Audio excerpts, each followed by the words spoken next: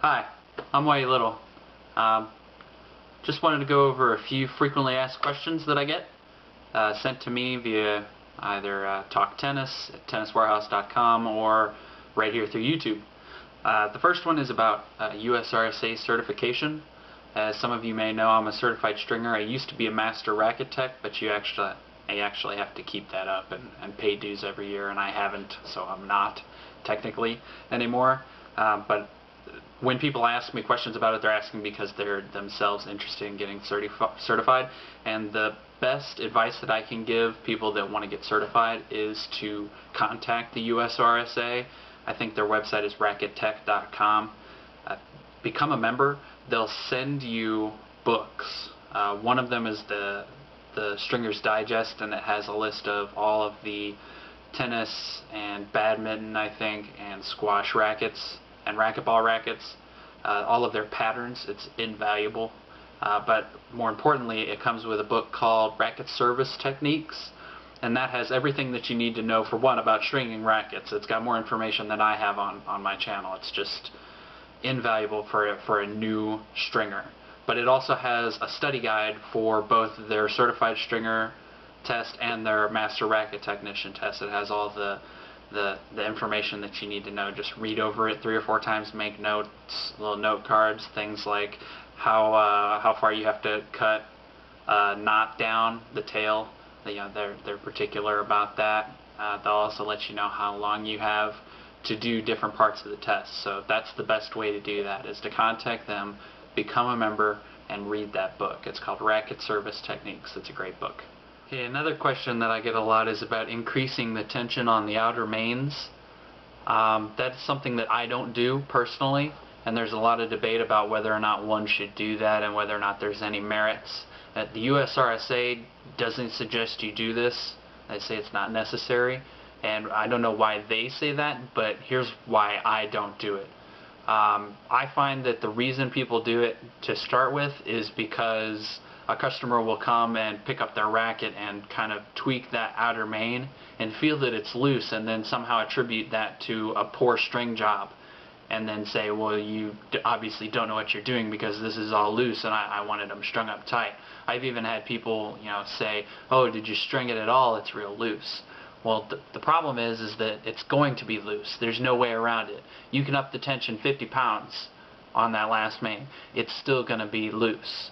It's not because you lose a few pounds in the knot that makes it loose. It may make it looser, but it's not going to make it not loose to tighten it up a little tighter, like 3 or 4 pounds on the outside. It's just not.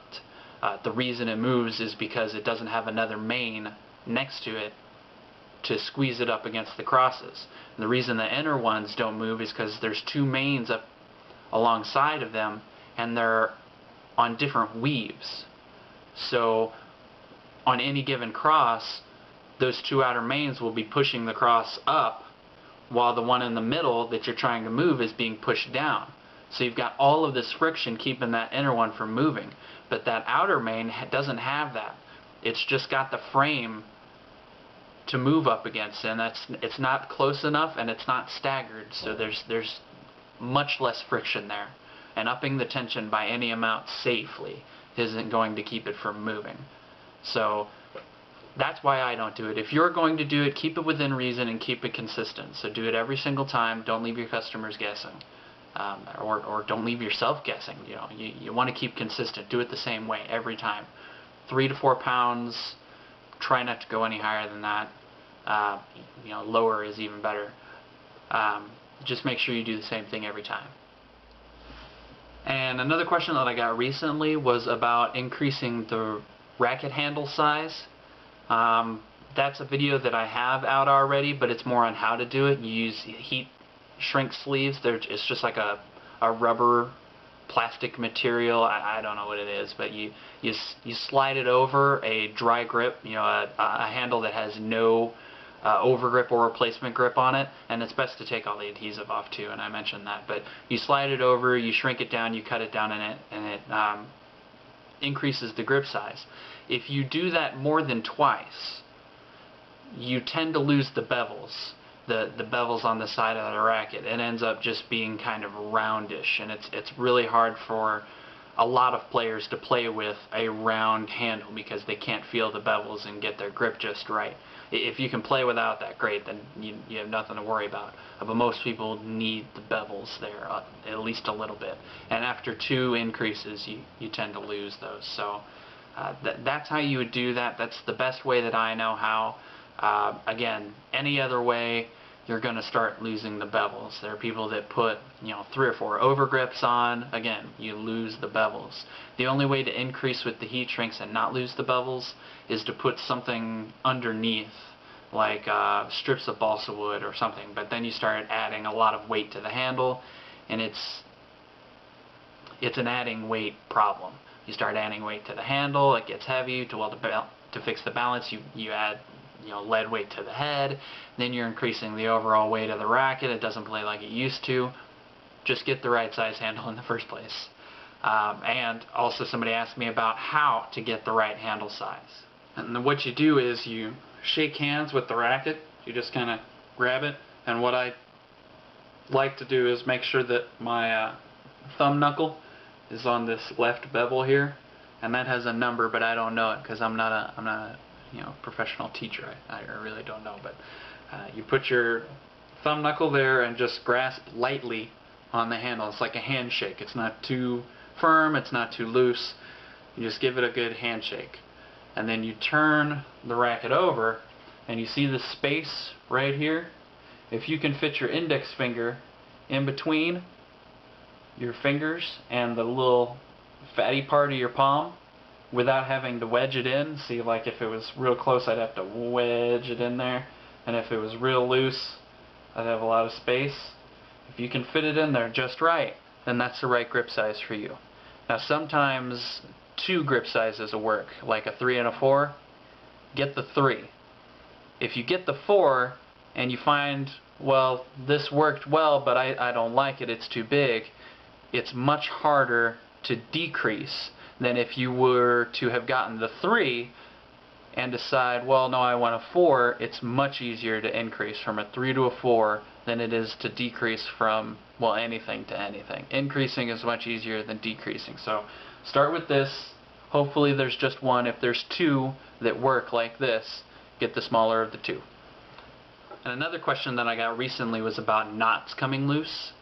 Sometimes if you take the racket off and you go play, you have a knot come loose, and if you have a double hitch, maybe just the first hitch comes out, or sometimes, hopefully not, the whole knot comes out and then you've got a loose string bed. There are 2 ways to avoid that. One, it may be because you are not tightening it tight enough. That's probably not it. Generally, people put a fair amount of muscle into tightening their knots. What's more likely happening is that you are cutting your knots too short. The tail is too short. You're cutting it either flush on the knot or close to flush on the knot, and you don't want to do that. Give it about a quarter, up to a quarter inch of a tail. What I do is I cut it flush with the frame. So if you're looking at a frame like this, just kind of cut it at a little bit of an angle, not directly flush, but a little bit of an angle down flush. And that way you know it's not long enough that you're going to be catching it on things in your bag or just on your hand, but it's also not short enough that it's going to come loose. Another question that I get a lot is, do I need a starting clamp? A lot of new stringers see me using a starting clamp, see other people, they hear about it, there's a starting clamp, do I need a starting clamp? You do not need a starting clamp. There are many, many ways to string without it. I mean, that's how I learn, that's how most people learn. You do not need a starting clamp to string. You can even do an around the world pattern without a starting clamp, and I have a video about that. You can search just around the world without a starting clamp. So there are many ways to string without a starting clamp. That being said, after you learn and after you develop your skills, I suggest that you get a starting clamp. Once you have one, it'll really be clear why. There's just many, many uses. My personal favorite for using a starting clamp is for tightening knots. You can use them to start crosses, start mains, different fancy around the world patterns. But for me, when I learned how to use a starting clamp to tighten a knot, that saved my forehead, because I was using just pliers. And as you probably know, if you've been using pliers to tighten your knots, sometimes they slip. And sometimes you end up with a big welt on your head, or broken glasses, or a black eye, and that's not fun, and you would really benefit having a starting clamp, just for the sake of your face and for the sake of your racket and your customers' rackets.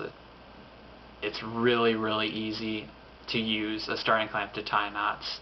There's little to no risk of it slipping.